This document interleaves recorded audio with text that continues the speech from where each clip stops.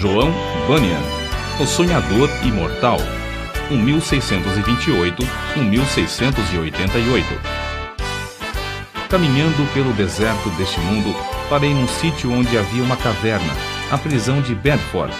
Ali, deitei-me para descansar. Em breve adormeci e tive um sonho. Vi um homem coberto de andrajos, de pé, e com as costas voltadas para a sua habitação, tendo sobre os ombros uma pesada carga e nas mãos um livro. Faz 3 séculos que João Bunyan assim iniciou o seu livro O Peregrino.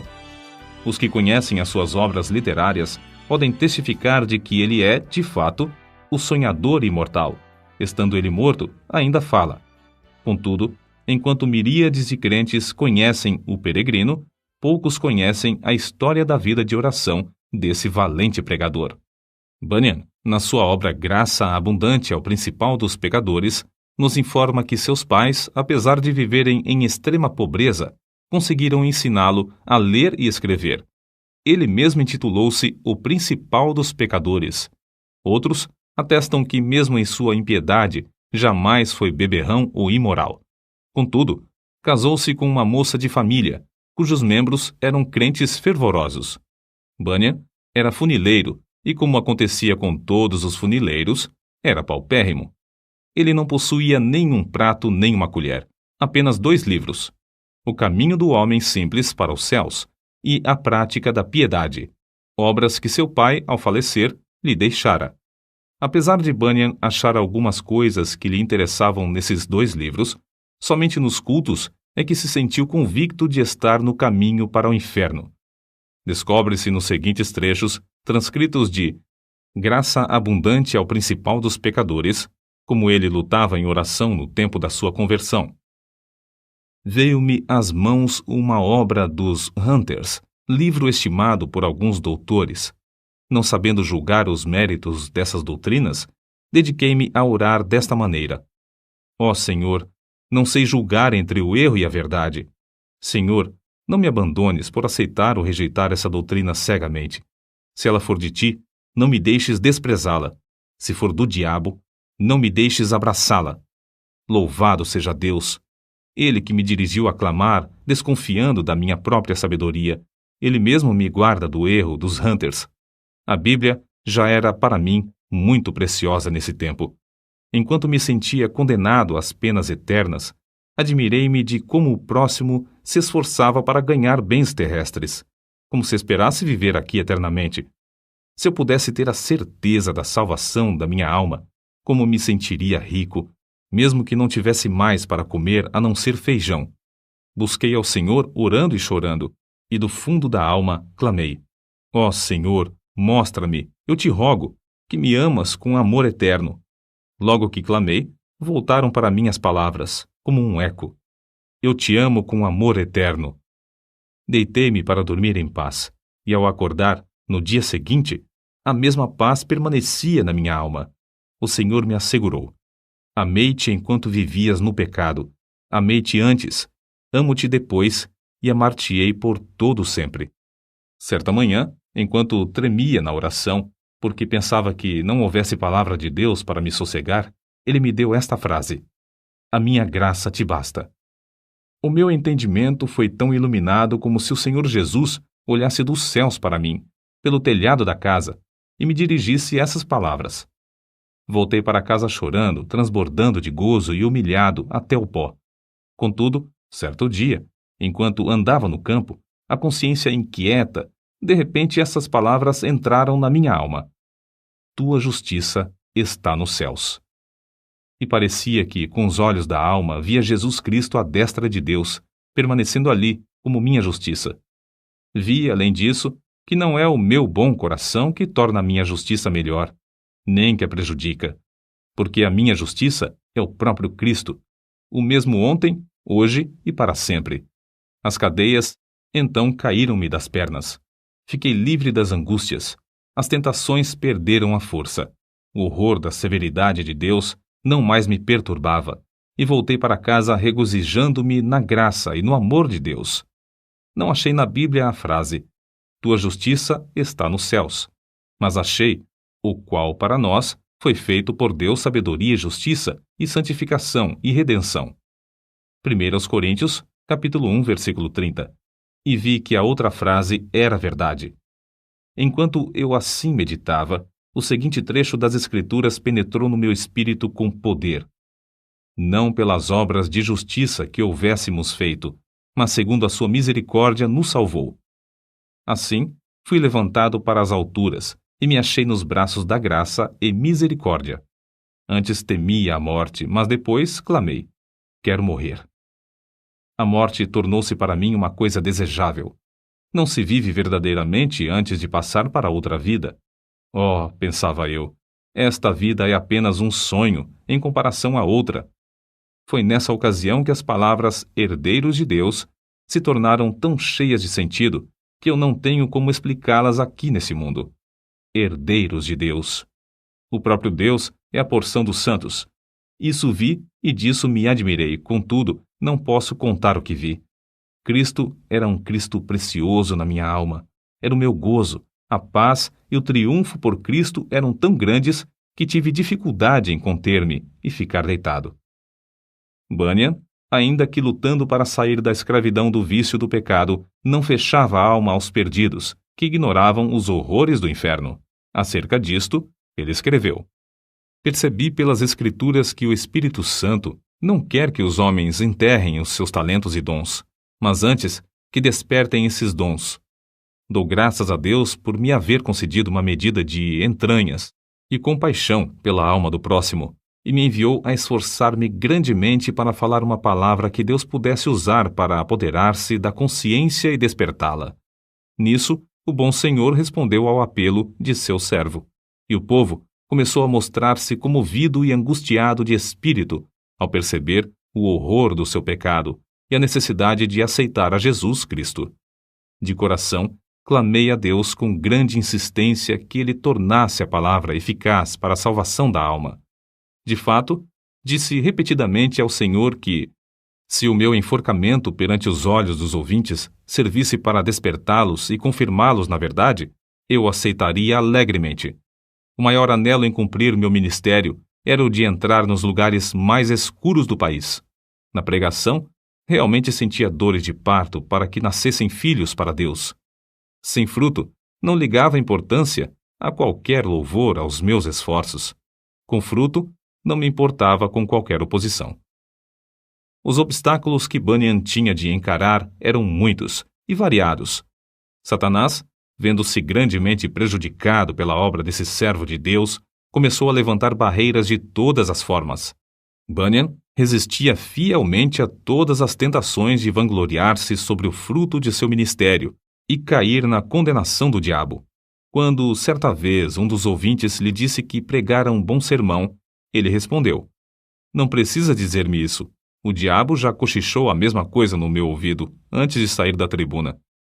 Então, o inimigo das almas suscitou calúnias e boatos em todo o país, a fim de induzi-lo a abandonar seu ministério. Chamavam-no de feiticeiro, jesuíta, cangaceiro, e afirmavam que vivia amancebado, que tinha 2 esposas e que os seus filhos eram ilegítimos.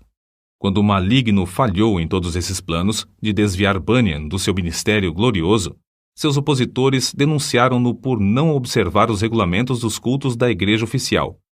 As autoridades civis o sentenciaram à prisão perpétua, recusando terminantemente a revogação da sentença, apesar de todos os esforços de seus amigos e dos rogos de sua esposa. Tinha de ficar preso até se comprometer a não mais pregar. Acerca de sua prisão, ele diz: nunca tinha sentido a presença de Deus ao meu lado em todas as ocasiões como depois de ser encerrado, fortalecendo-me tão ternamente com esta ou aquela escritura, até me fazer desejar, se fosse lícito, maiores provações para receber maiores consolações. Antes de ser preso, eu previ o que aconteceria, e 2 coisas ardiam no coração acerca de como poderia encarar a morte, se chegasse a tal ponto. Fui dirigido a orar pedindo a Deus que me fortalecesse com toda a força, segundo o poder da sua glória, em toda a fortaleza e longanimidade, dando com alegria graças ao Pai. Quase nunca orei durante o ano que precedeu minha prisão, sem que essa escritura me entrasse na mente, e eu compreendesse que, para sofrer com toda a paciência, devia ter toda a fortaleza, especialmente para sofrer com alegria. A segunda consideração foi na passagem que diz: Mas nós temos tido dentro de nós mesmos a sentença de morte para que não confiássemos em nós mesmos, porém em Deus que ressuscita os mortos. Cheguei a ver por essa escritura que, se eu chegasse ao ponto de sofrer como devia, primeiramente tinha de sentenciar à morte todas as coisas que pertencem à nossa vida, considerando-me a mim mesmo, minha esposa, meus filhos, a saúde, os prazeres, tudo, enfim, como mortos para comigo e eu morto para com eles. Resolvi, como Paulo disse, não olhar para as coisas que se veem, mas sim para as que se não veem, porque as coisas que se veem são temporais, mas as coisas que se não veem são eternas. E compreendi que, se eu fosse prevenido apenas de ser preso, poderia, de improviso, ser chamado também para ser açoitado ou amarrado ao pelourinho. Ainda que esperasse apenas esses castigos, não suportaria o castigo de desterro.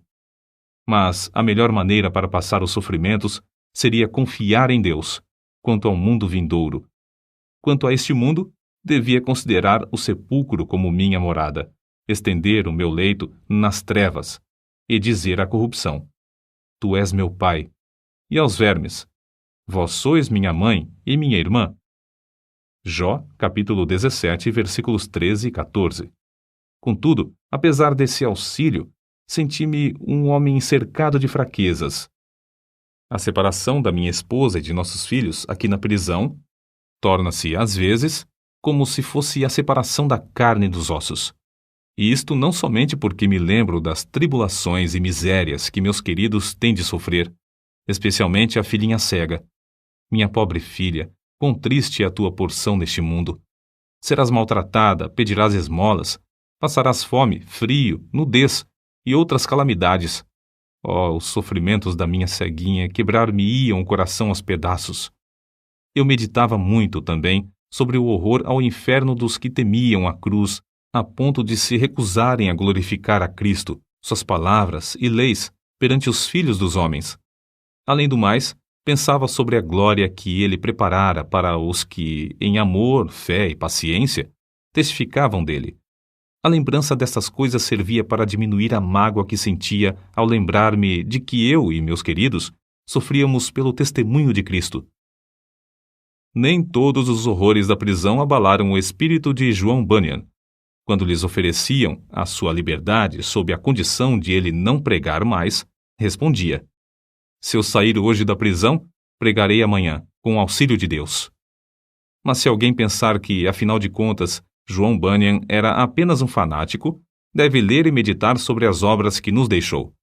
Graça abundante ao principal dos pecadores, chamado ao ministério, o peregrino, a peregrina, a conduta do crente, a glória do templo, o pecador de Jerusalém é salvo, as guerras da famosa cidade de alma humana, a vida e a morte de homem mau, o sermão do monte, a figueira infrutífera, discursos sobre oração, o viajante celestial, gemidos de uma alma no inferno, a justificação é imputada, entre outros. Passou mais de 12 anos encarcerado. É fácil dizer que foram 12 longos anos, mas é difícil conceber o que isso significa. Passou mais da quinta parte da sua vida na prisão, na idade de maior energia. Foi um quacre, chamado Whitehead, que conseguiu a sua libertação. Depois de liberto, pregou em Bedford, Londres e muitas outras cidades. Era tão popular que foi alcunhado de Bispo Bunyan. Continuou seu ministério fielmente até a idade de 60 anos, quando foi atacado de febre e faleceu. O seu túmulo é visitado por dezenas de milhares de pessoas. O orador, o escritor, o pregador, o professor da escola dominical e o pai de família, cada um conforme o seu ofício, podem lucrar grandemente com o estudo do estilo e méritos de seus escritos, apesar de ele ter sido apenas um humilde funileiro sem instrução. Mas como se pode explicar o maravilhoso sucesso de Bunyan? Como pode um iletrado, pregar como ele pregava e escrever num estilo capaz de interessar à criança e ao adulto, ao pobre e ao rico, ao douto e ao indouto. A única explicação do seu êxito é que ele era um homem em constante comunhão com Deus. Apesar de seu corpo estar preso no cárcere, a sua alma estava liberta, porque foi ali, numa cela, que John Bunyan teve as visões descritas nos seus livros. Visões muito mais reais do que os seus perseguidores e as paredes que o cercavam. Depois de desaparecerem os perseguidores da terra e as paredes virarem pó, o que Bunyan escreveu continua a iluminar e alegrar todas as terras e gerações. O que vamos citar mostra como Bunyan lutava com Deus em oração. Há na oração o ato de desvelar a própria pessoa, de abrir o coração perante Deus, de derramar afetuosamente a alma em pedidos, suspiros e gemidos. Senhor, disse Davi, diante de ti está todo o meu desejo, e o meu gemido não te é oculto. Salmo capítulo 38, versículo 9. E outra vez, a minha alma tem sede de Deus, do Deus vivo. Quando entrarei e me apresentarei ante a face de Deus? Quando me lembro disto, dentro de mim, derramo a minha alma. Salmos capítulo 42, versículos 2 ao 4. Note, derramo a minha alma. É um termo demonstrativo de que, em oração, sai a própria vida e toda a força para Deus. Em outra ocasião, escreveu: as melhores orações consistem, às vezes, mais em gemidos do que em palavras, e estas palavras não são mais que a mera representação do coração, vida e espírito de tais orações. Como ele insistia e importunava em oração a Deus, fica claro no trecho seguinte: eu te digo, continua a bater, chorar, gemer e prantear. Se ele se não levantar para te dar porque és teu amigo, ao menos por causa da tua importunação, levantar-se-á para dar-te tudo o que precisares. Sem contestação, o grande fenômeno da vida de John Bunyan consistia no seu conhecimento íntimo das Escrituras, as quais amava, e na perseverança em oração ao Deus que adorava. Se alguém duvidar de que Bunyan seguia a vontade de Deus nos 12 longos anos que passou na prisão de Bedford, deve lembrar-se de que esse servo de Cristo, ao escrever O Peregrino, atrás das grades, pregou um sermão que já dura quase 3 séculos e que hoje é lido em 140 línguas. É o livro de maior circulação depois da Bíblia. Sem tal dedicação, não seria possível conseguir o incalculável fruto eterno desse sermão pregado por um funileiro cheio da graça de Deus. Nota: Quakre, forma aportuguesada de Quakers, como eram mais conhecidos os membros da Sociedade dos Amigos, nome de uma comunidade de cristãos protestantes surgida no século XVII. No início, eram seguidores de um pregador leigo, o inglês George Fox, que, em 1647, começou a pregar a doutrina de Cristo dentro. Todas as pessoas podem sentir a palavra de Deus em suas almas, caso se esforcem para ouvi-la. Interpretavam literalmente as palavras de Jesus Cristo nas Escrituras. Eram contra prestar juramentos e contra a guerra. Destacavam-se sempre pela solidariedade. Em 1947, os comitês britânico e americano de socorro Quaker Internacional receberam o Prêmio Nobel da Paz. Enciclopédia em Carta.